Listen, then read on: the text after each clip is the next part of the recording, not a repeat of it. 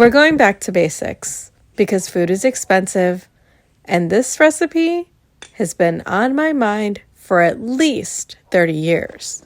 When I was a kid, I was an only child. I spent a lot of time by myself.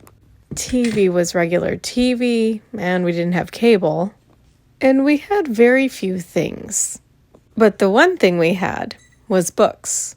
I didn't even have very many books, but the books I did have, I do remember reading and looking at pictures over and over and over again. As time moved on, me and my mom moved to many different places in the city. I spent time in Pilsen, eventually moved to McKinley Park, moved to Bridgeport, spent a little bit of time in the Belmont and Cragen area, then spent about 4 years in San Antonio, and came back home to Chicago. During every one of these moves, we'd pack boxes and we'd move. And we'd lose things along the way, but there were always these parts of my childhood that I remembered. Things I wanted to go back to, and things that I just never forgot. As an avid thrifter, there were times when I would look for the books that I had as a child. One of the books I had was a book of nursery rhymes that looked like it was made in the 1970s. After a fair amount of digging, I was able to locate that book.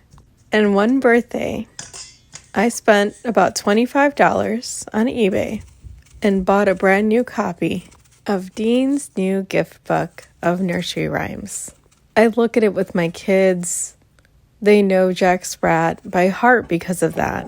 Even though that was the book that had my whole giant heart, there was another book that I would always think about.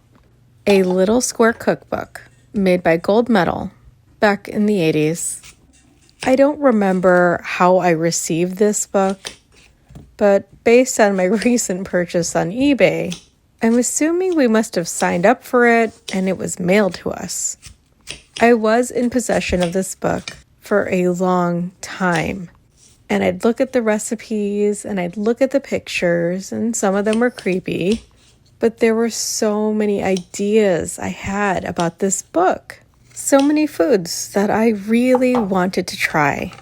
But when you have a single mom who is working full-time and you are in a good school that offers a ton of homework, time is incredibly scarce.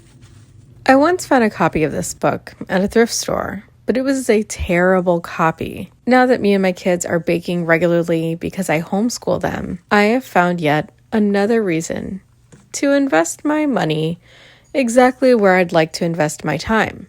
The recipes are easy, the bake times are short, and I've already showed the book to the kids, and they're incredibly excited.